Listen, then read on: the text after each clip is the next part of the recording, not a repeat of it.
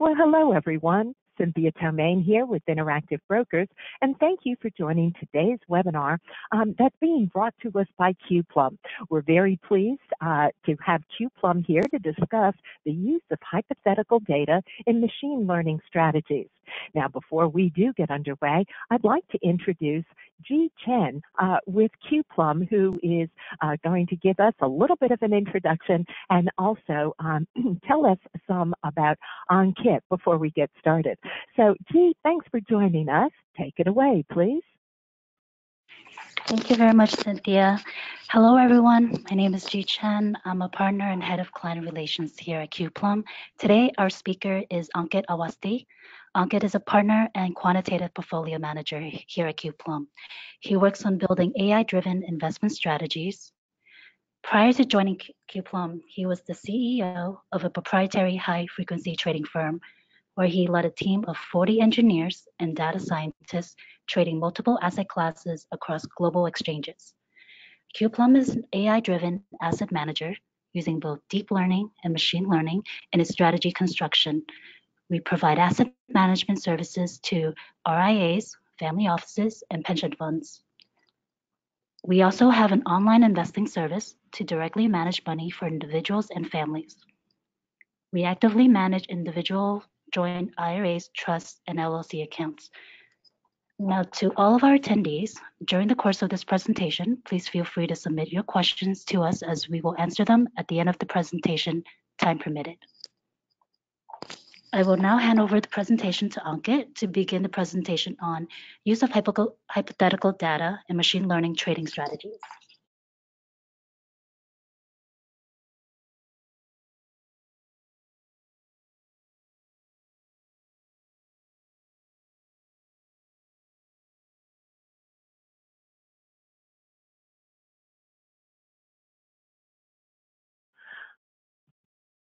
Ankit, we're not able to hear you speaking. Please make sure that your line is not muted.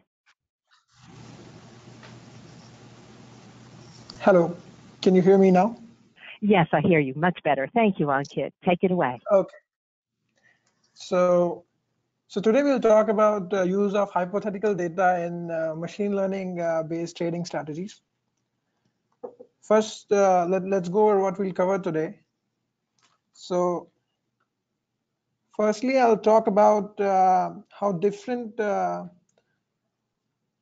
trading paradigms have evolved over time and the broad themes that have dominated the discourse.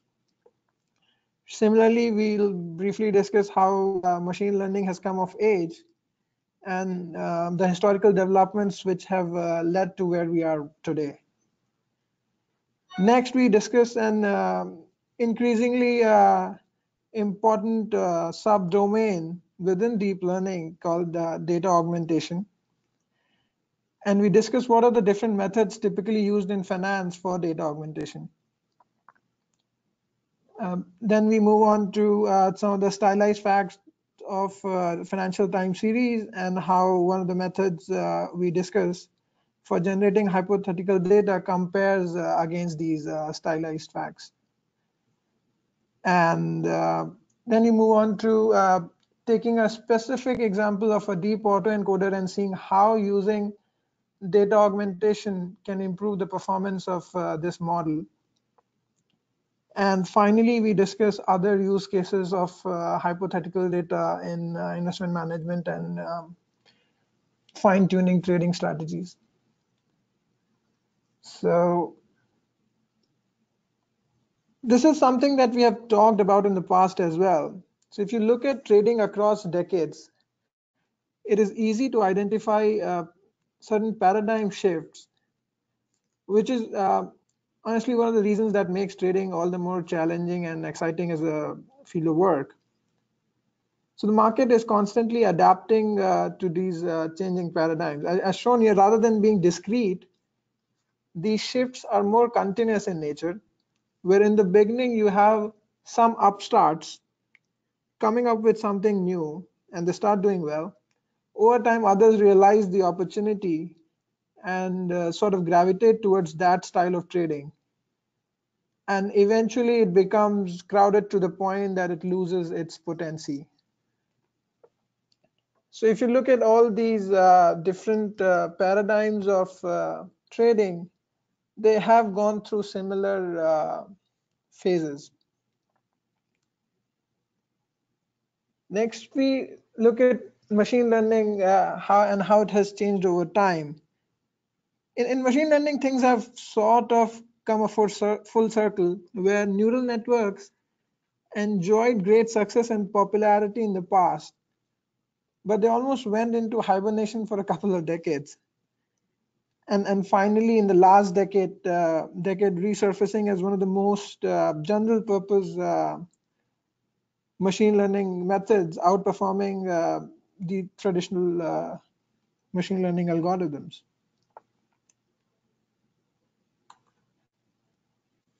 Deep learning has enjoyed tremendous success in various domains, such as computer vision, natural language processing, speech recognition, among many others. But if you look closely at all of these domains, one thing that stands out is that all these domains are characterized by vast amounts of data that is available to you. And we'll sort of touch upon this throughout the presentation to some extent. This is one of the slides that Andrew Ng discusses in one of his courses in Coursera. It basically highlights why deep learning models have consistently outperformed more traditional methods, and why computation has played a big part of it, like tremendous improvement in computation infrastructure has really helped deep learning models get to where they are today. So performance of, if you look at it in the plot, performance of traditional machine learning algorithms sort of plateaus after a point as more data becomes available. But deep learning models, however, continue to improve as more and more data becomes available. And that's one of the reasons why we have witnessed tremendous growth in the infrastructure for training huge neural network models from all the big tech companies.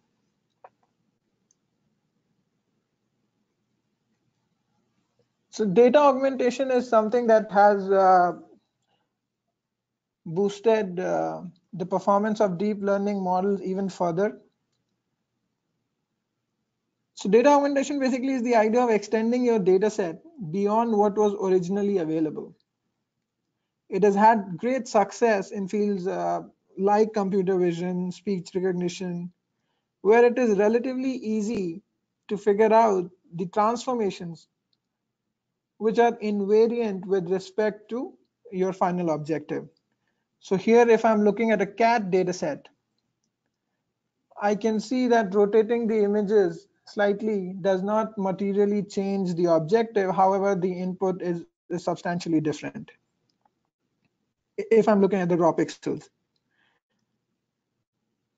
So it is important to realize that this is much simpler in case of images or speech, but it's much more difficult in something like finance, primarily because as humans, we're not very good at detecting patterns in financial time series, but we are very good at detecting cats in an image.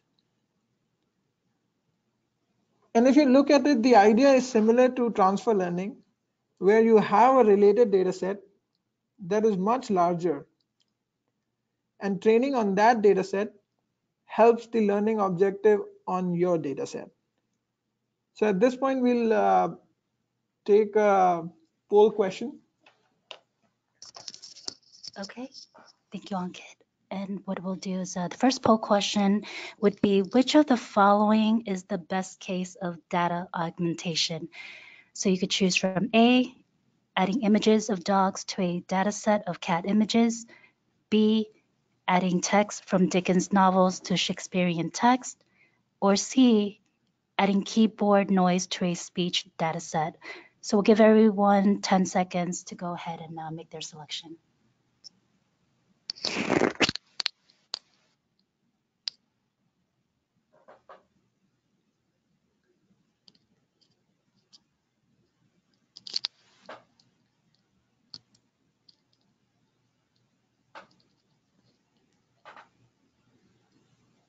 Okay, so at this point, we'll close the poll and share the results with everyone. And what do you feel about the findings, Ankit? That's very interesting, actually. I was hoping for a more lopsided statistics here, but this is. I think if I were to pick one of these, I would pick the last option, which most of you have picked. That is adding keyboard noise to a speech data set. That is fairly common if some of you have gone through the Andrew Ng courses on Coursera, where he discusses some very specific examples where, let's say, if you have a speech data set within a car and you add some sort of ambient noise to it, then you should be able to extend your data set beyond what is available easily. While others, it's kind of harder to imagine how they would substantially augment the data set while not affecting your performance with respect to your objective. Okay, so at this time, we'll go back to the presentation.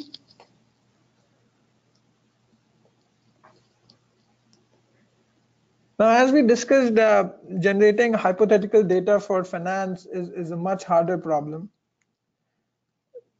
So let's look at some of the methods that have been traditionally used to do this.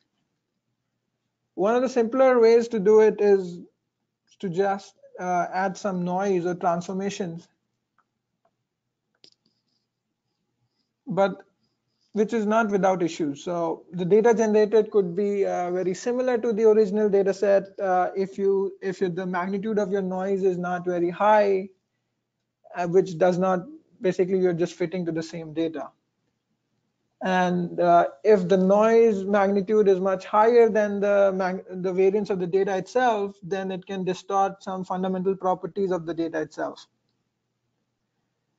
Next type of models that are there are more theoretical in nature, where people try to come up with models that explain how markets move over time. So the very simple models which are easy to estimate and sample from, they don't result in very realistic financial time series data. And we'll touch upon some of these facts later on when we discuss the stylized facts of financial time series data. Theoretical models, like we discussed, they're hard to estimate if they're very thorough.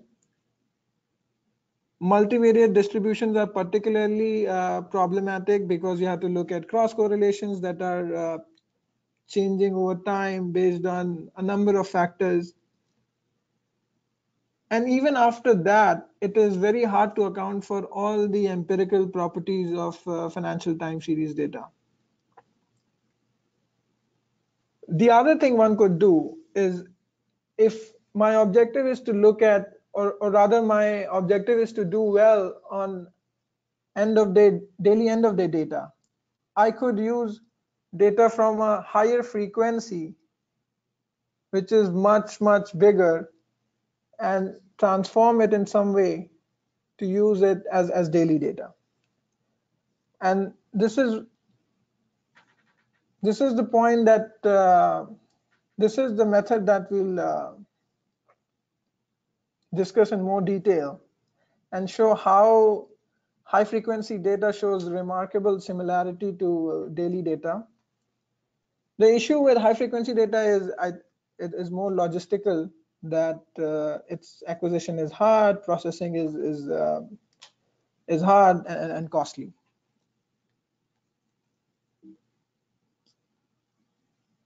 So let's see how one would go about doing that.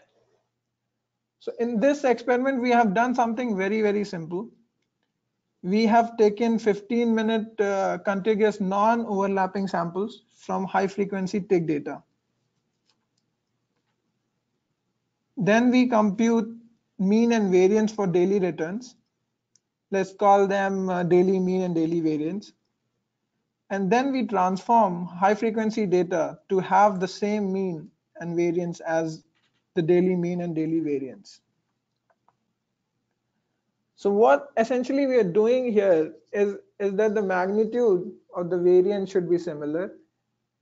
And if there is a persistent trend in the data, then that should be similar as well. There's one extension of this that we'll discuss towards the end when we discuss stress testing of strategies based on hypothetical data. And at that point, we'll touch upon some of these assumptions again.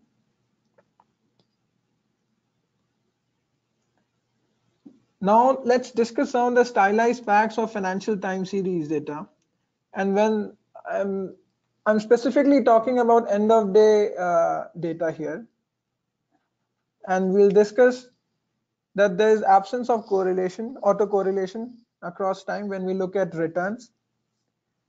We look at heavy tails, which are prominent in financial time series data, volatility clustering, leverage effect, which is also called down market effect,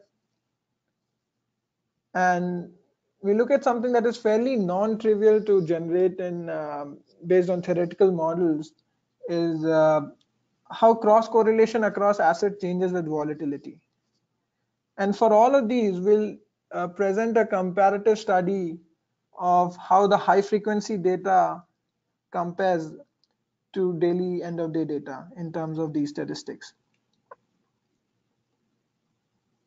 So if you look at autocorrelation, here I've just taken VTI, which is a US total stock market ETF, to do the study, but the results are very similar for similar and other instruments as well.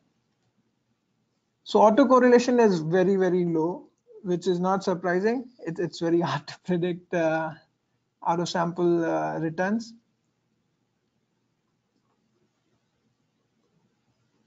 Both data sets, daily and high frequency data, shows significant deviation from a normal distribution. And we can see that the tails are much, much heavier.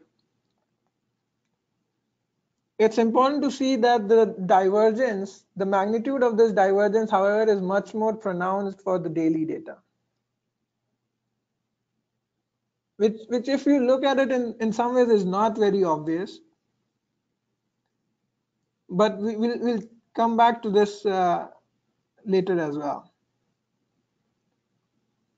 Volatility clustering is much more prominent in the high frequency space. So the left figure here, sorry, didn't mention it earlier. The left figure is the daily data, and the right figure in the right shows high frequency data. So, and these are rolling volatility over 30 samples. So in case of daily data, that would be 30 days. And in case of the high frequency data that we are looking at, it's 15-minute samples.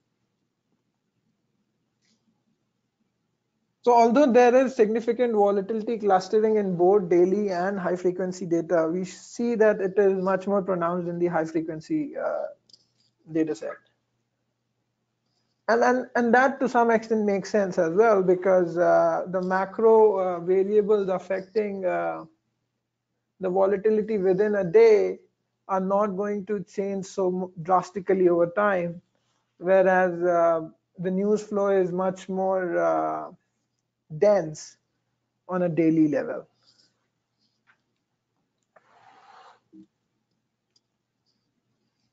Leverage effect. So leverage effect basically refers to the tendency of an asset's volatility to be negatively correlated to the asset's returns. I think the most straightforward example is VIX and ES, where VIX is implied volatility, but even if you look at realized volatility, you'll have similar observations that when VIX is going up, when ES is going down, VIX comes up. And this is common across, particularly for equity assets. This is more common. Traditionally, it has been attributed to leverage for companies which are gathering assets based on debt or equity. So if they're more indebted, that is they're taking more leverage, then as the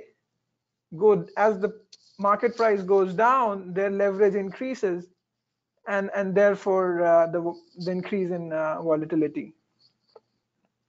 But there have been numerous studies that this is simply just a down market effect, where when the markets are going down, people simply panic, and that leads to much higher volatility moving forward. Now let's look at the results here.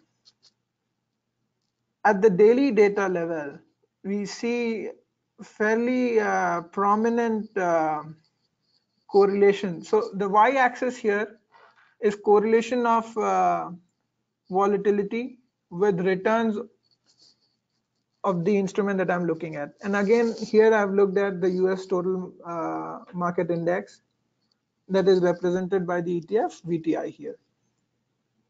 And the correlation values, although they change over when you're looking at different samples, but it is a significant number that starts decaying around 80 days for the daily data. And if you think of high frequency data as just that, it is daily data broken down into multiple samples, then the results for high frequency data also make sense, that as the number of samples increase, you're getting closer to a few number of days for the high frequency data, and therefore leverage effect starts coming into picture. Whereas for daily data is almost reverts for 640 samples. So this is where we see significant deviation from the daily data. Next, we have another poll question. G, please go ahead. Thanks, Ankit. Okay, so for the second poll question, the question is, which of the following is likely to show most pronounced leverage effect? You have the options of A, small cap stock, B, Apple, C, S&P, and VND, which is the aggregate US fixed income. So we'll give everyone a few moments to go ahead and make their selections.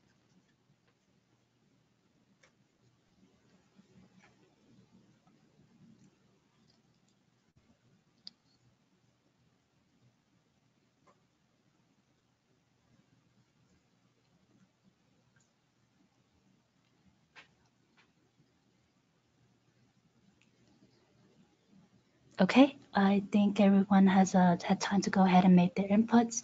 So we'll close the poll and share the results with everyone.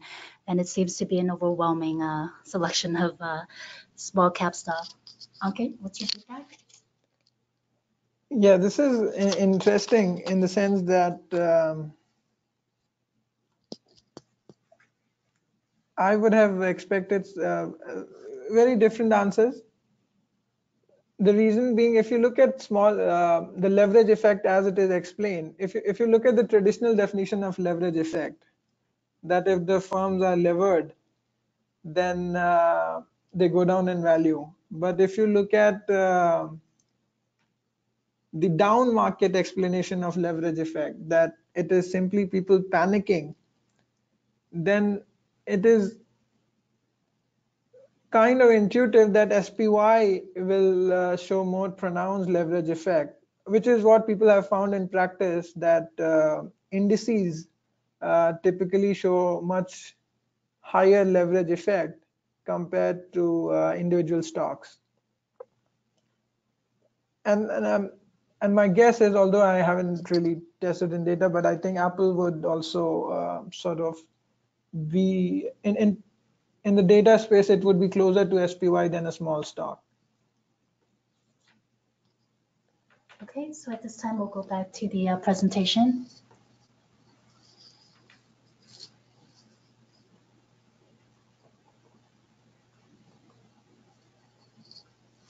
So the next stylized fact is very interesting.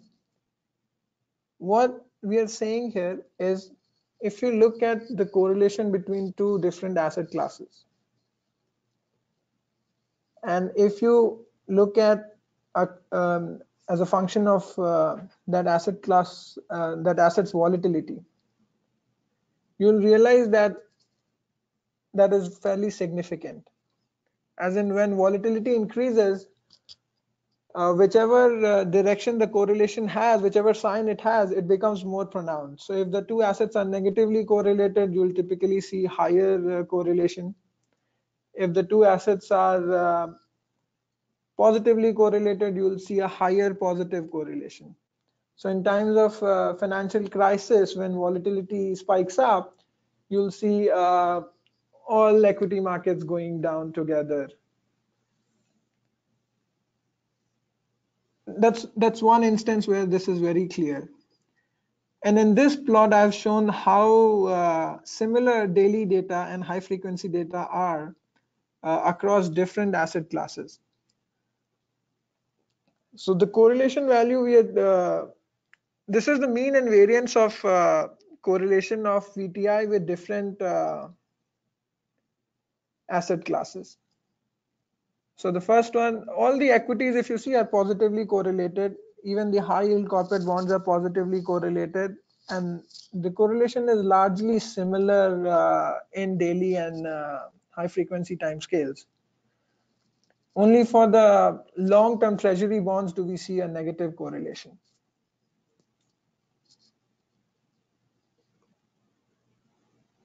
And in this plot, we actually look at how the correlation is changing as a function of that asset's volatility. Here, again, US total stock market.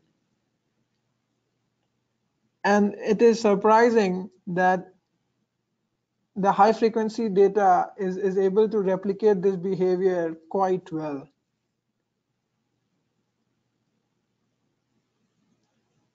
Even for like high yield corporate bonds or 20-year treasuries, real estate, all equity indices. Next, we have another poll question. All right, and so we'll launch our third poll question. And the question is, select one of the following between the correlation of SPY and VIX typically are. And first selection is increases with VIX values. Second selection is independent of VIX values, or third, decreases with VIX values. So we'll give everyone a few moments to go ahead and make their selections. By the way, just a clarification, VIX is volatility index. It's 1 month implied volatility for S&P 500 index.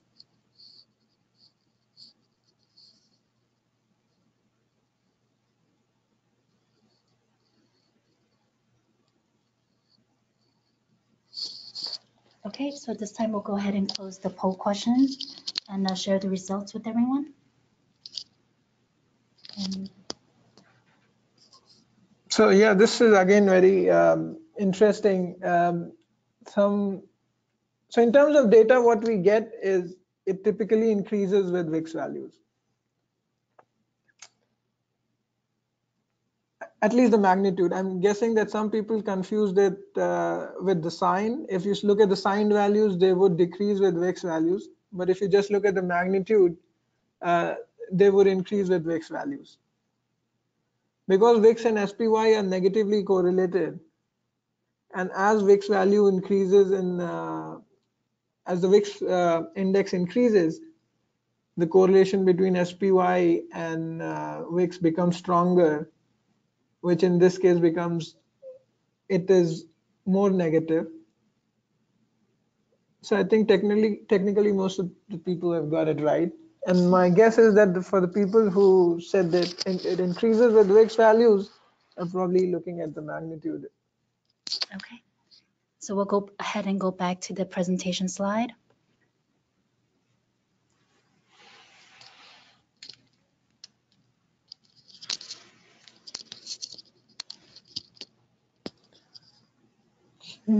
So now we look at a very simple example of a deep neural network and show how this high frequency data augmentation is able to improve the performance.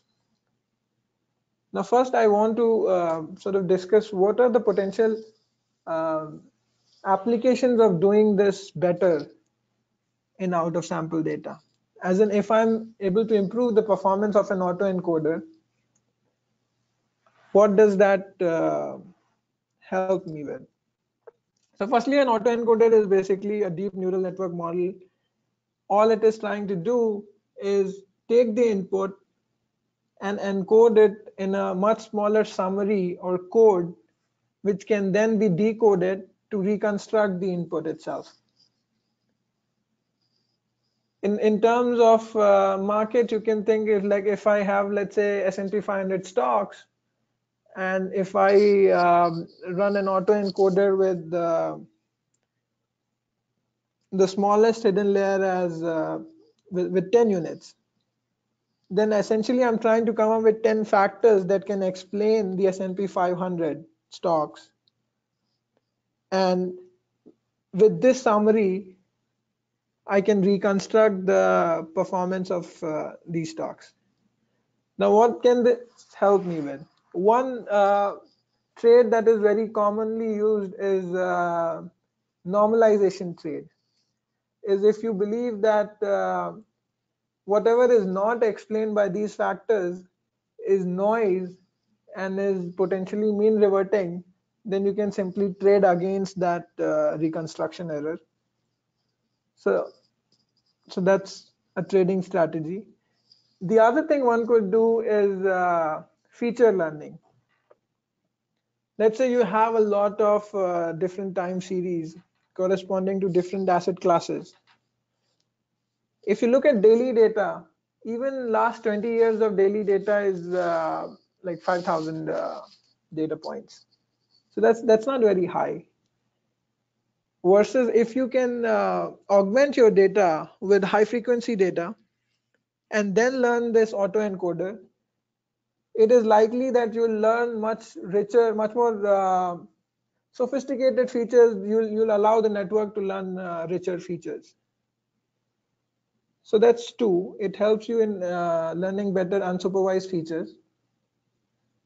And lastly, another application of this could be in better indexing. Let's say if I have to come up with a way to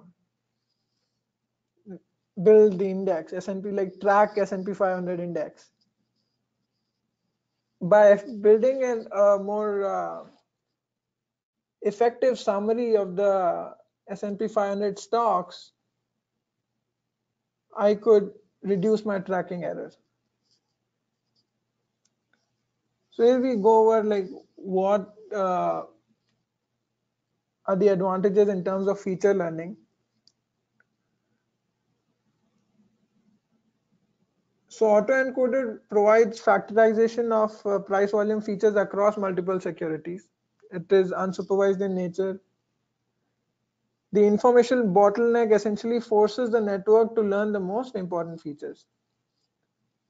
The other thing is that one could do a similar exercise with linear models as well, but you'll typically realize that a lot of these relationships, like the VIX and ES relationship, like the cross correlation being very dependent on volatility, so these are very non-linear relationships.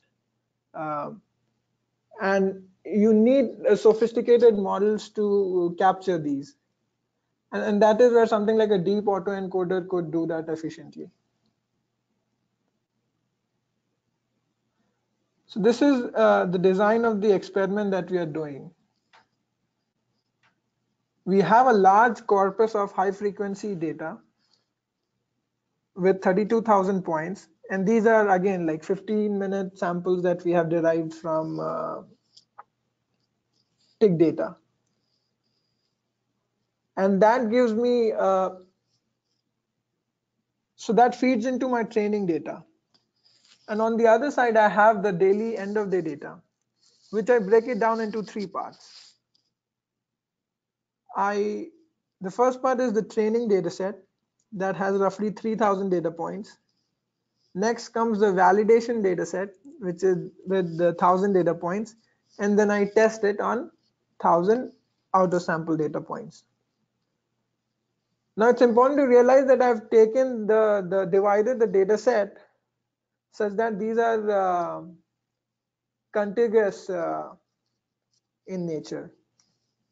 As in, I have not taken different days returns of across days and then shuffled them and sampled them.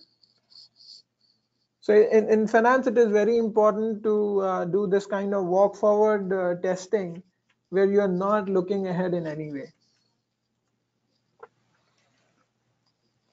So my final training data is essentially, it is the training data that I derived from the end of day data, and I use increasingly larger set of points from the high frequency data corpus. Validation data is just the daily data that I have, and in all cases I'm testing on the daily end of day data, which is my final evaluation in auto sample. So let's do this experiment with just the daily data. So here we are training a neural network with increasing complexity, just using the daily data, and we realize that model complexity alone does not help a lot. As we increase the number of layers, the variance explained is kind of similar. Now there could be various reasons for that. That learning such a highly parameterized model is very hard with such a small data set. If not because of anything, just numerically it is much harder to estimate the true value of these parameters. The other could be that this data probably just does not generalize as well in auto sample data. But once we look at more data, we see that the performance improves significantly. So here what I've done is for the training data, I take points from the high frequency data. First I take 500 data points and I see some improvement, then 1,000, 2,000, 4,000, and so on. And as you can see, the performance keeps on increasing as we put in more and more data. And for the final, for all these experiments, the architecture that we have used is, so we start with the 62 securities that we're trying to reconstruct. The next layer is an over-complete layer with 100 units. Then we move on to a smaller unit with 20, 10, and the final layer has just 3 hidden units. So essentially you're trying to explain these 60 returns of these 62 securities, which are spanning different asset classes from equities, real estate, fixed income, and across different geographies, and trying to explain them just using 3 factors. And the variance explained goes up from roughly around 76% to 81%. Now it might not look like much, but 6% of variance explained is a big deal with just 3 factors.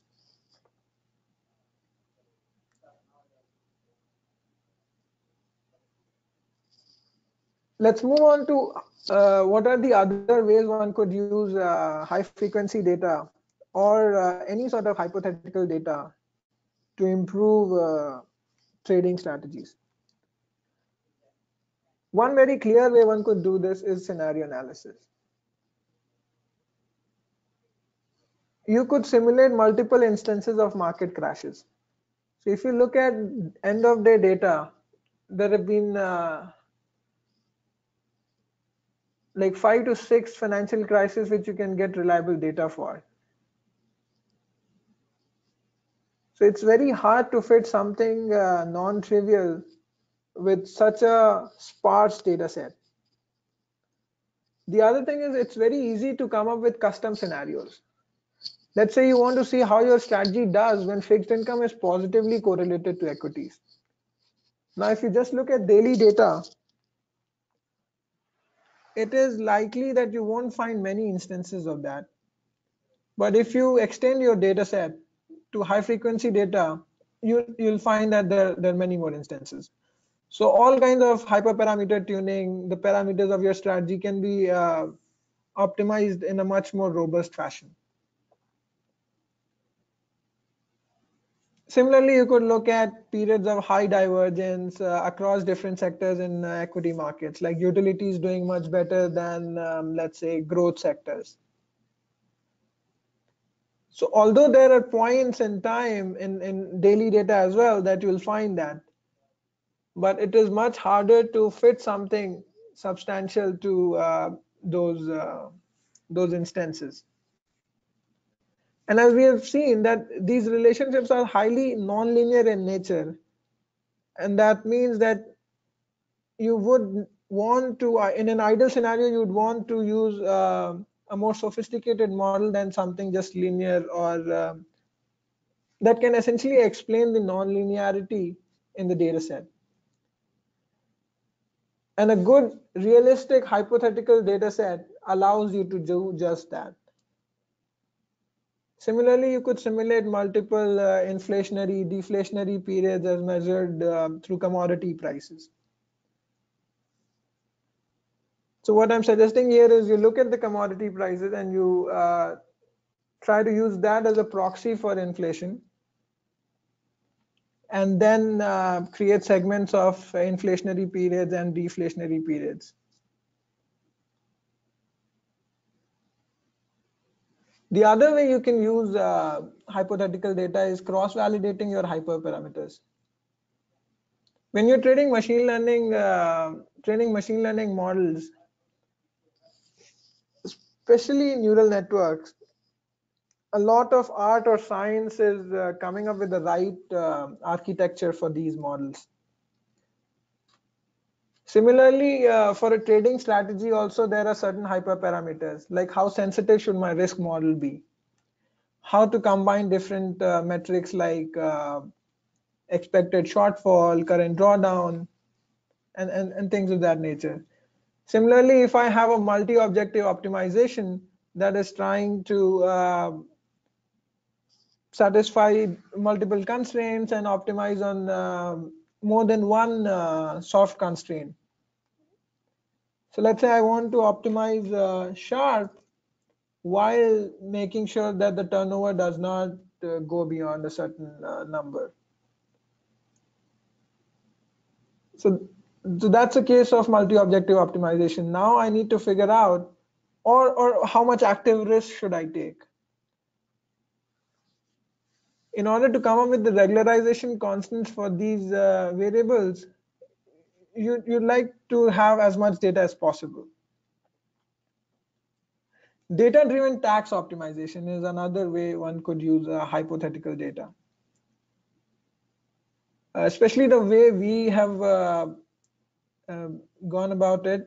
So you look at thresholds for different securities as to when you would defer gains or book losses for tax loss harvesting.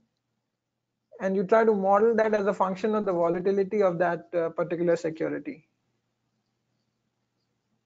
And it turns out that if you do this just on historical data, this is dominated by just one or two data points, versus if you do this across simulated data, it is much more robust.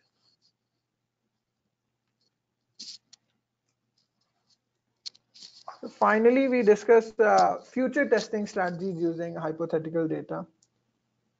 So one very clear way one could do this is collect different capital market assumptions.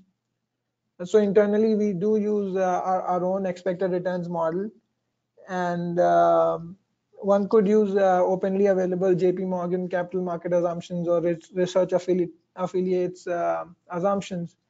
And then the transformation that we did earlier, the mean and setting the mean and variance as the daily mean and variance, we could do the same thing here. And then use this high frequency data or hypothetical data to future test your strategies. The reason I want a dense data set is to test a tactical strategy that is changing over time. If I were to backtest a static allocation, that would have been just using the assumptions themselves. So that allows me to evaluate the performance of strategies under different capital market assumptions. At this point, we have a final poll question. Great, thanks, Ankit. So the last poll question is, using normal distribution to sample returns, what would I be under or overestimating the most for a static allocation? You have your options of A, net returns, B, Sharpe, or C, worst drawdown. So we'll give everyone a few moments to go ahead and make their selections.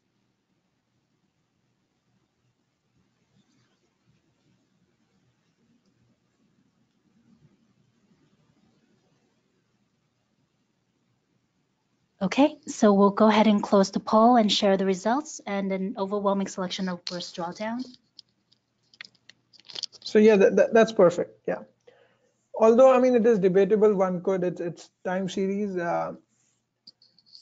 The deviation from normal distribution was significant, as we saw for both daily and high frequency data set. And that essentially manifests itself in much worse drawdowns. So we'll go ahead and go back to the presentation slide, and just give a moment.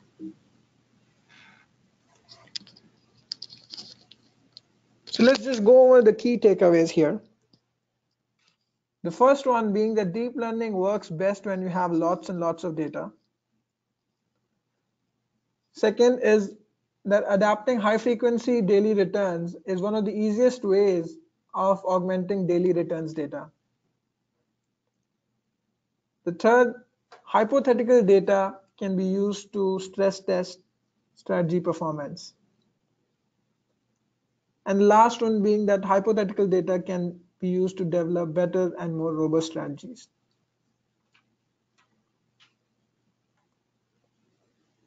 Now I think we'll open up for questions. Okay, thank you. So a number of you guys have come in with some questions, and so we'll just go by the first and then go down and try to cover as many questions as we can. So the first one comes from Michael, and his question is, what is wrong with adding countered image data? For example, dogs to a cat image data, or to show examples of no cats? So I don't think there's anything wrong. If anything, if you're training the model from scratch, it should certainly add to learning features. I mean, it's commonly established that the low-level features anyway are just edges. So you learn a lot from looking at any image, let alone dog images. But the question was more in comparison with the other data sets. Okay, great. So we'll go ahead, and the second question comes from Wahid, which is it possible to know how if high frequency trading affect indices and equity stocks Equally? Equally, yeah.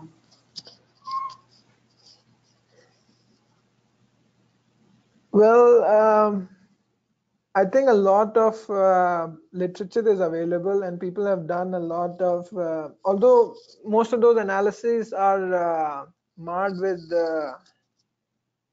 fairly strong assumptions, but I would be surprised if it is possible to do a very rigorous analysis to estimate the effect on indices and stocks separately. Okay, another question comes from Olu, which is why would SPY suggest more leverage over BND? For the simple reason that SPY holdings are typically higher than BND. That's one, and they are considered more risky. So the down market effect is likely to have a much more pronounced effect on SPY compared to BND. Fixed income is typically thought of as a safer investment. So people would, it's unlikely that people will panic more when they lose money in fixed income for some reason than they would in growth assets like SPY. Okay, another question comes from Yuri, and the question is, does daily data even matter after all-in training? So if this question is with reference to the experiment we shared, it clearly does. So the final, let me go back to the slide we shared. And it is very clear that the daily data is able to do a decent job of reconstructing. The only thing is that it doesn't scale well with bigger models. Whereas once you, I understand that that might be an interesting experiment to see that if high frequency data were to generate this by itself. But to answer your question, no, yeah, I mean, I haven't really done that analysis here. Okay, another question comes from Kunal, which is where to pick up high frequency data and points to consider when picking up that data.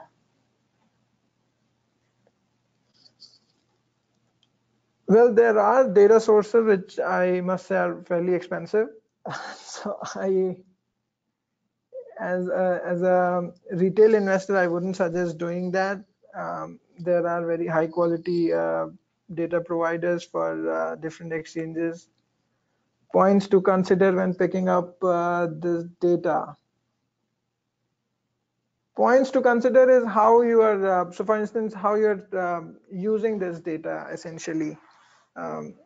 In our case, we use high frequency data to optimize execution and generating some of the hypothetical data to augment the daily data set that we have. But you have to be careful in how you are generating these samples. So in our case, we were looking at non-overlapping data just so that it doesn't affect the autocorrelation and things of that nature. Okay, thank you for that question. And another question we have comes from Ankit, and his question is, once we do walk forward optimization, do we average out the result of all the OOS or do we concata? So in this example, this is a traditional batch learning process where we have defined a training set, a validation set, and a test set. The reason I brought up walk forward optimization is that we did not want to look ahead in time in any way. So in this case, we did not technically do like walk forward optimization, as in like we did not use a rolling window and update our models periodically. But what you're saying makes that is exactly how one would go about doing walk forward optimization. Okay, so at this time, we only have time for one last question, and this one comes from Tom. Would PCA whitening be of benefit in financial time series processing datasets? I think PCA is a surprisingly strong algorithm, and I've seen it done really, really well. But like we discussed, it has certain constraints. It is the benefits are that it's very easy to see what is happening. versus in an autoencoder, it's very hard to see, to put any semantic meaning to your factors that you're getting. Versus in PCA, for instance, if you were to do PCA on interest rate curves, you'd get parallel shifts, tilts, changes in curvature, things of that nature would come up in your PCA components. Versus if you were to do something like an autoencoder on yield changes across time, you'd find weird things. So I still feel that it has a lot of value, especially at shorter time scales, where the non-linearity probably doesn't matter as much. And if you're doing a good enough job with a linear model, that still works. Okay. Thank you so much, everyone, for all of your questions. I'm afraid we're not able to cover all of them, so we try to cover as much as we can. So I just want to say thank you all again for joining us today.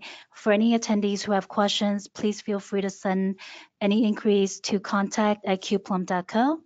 Also want to let you know that we look forward to having you join us next month in October 20th, where Ankit will be presenting on a machine learning approach to systematic global macro strategies. Okay, Cynthia, I'll now hand over the closing remarks over to you. Okay, well, gee, thank you very much, and Ankit, thank you for such great information here this afternoon. Now, I do want to remind everyone that we have been recording today's event, and we'll be sending out direct links to each of you to today's recorded playback, as well as the webinar notes that were used today. I also want to let you know that we are going to be posting this on the Interactive Brokers website. You'll be able to locate both the recording link and the webinar notes. Underneath the education menu, you'll find a webinar section where you can access the recorded sessions. So I did want to point that out as well. So with that, we are going to conclude our webinar today. A great deal of thanks to qplum for making today's presentation possible. And I also want to thank all of you for spending time or some of your day with us here this afternoon. So with that, we are going to conclude today's session. Thanks so much, everyone, for your participation, and have a great rest of your day. You can exit today's event by simply clicking the X that's included in the upper right-hand corner of your screen. Thanks all. Have a good one.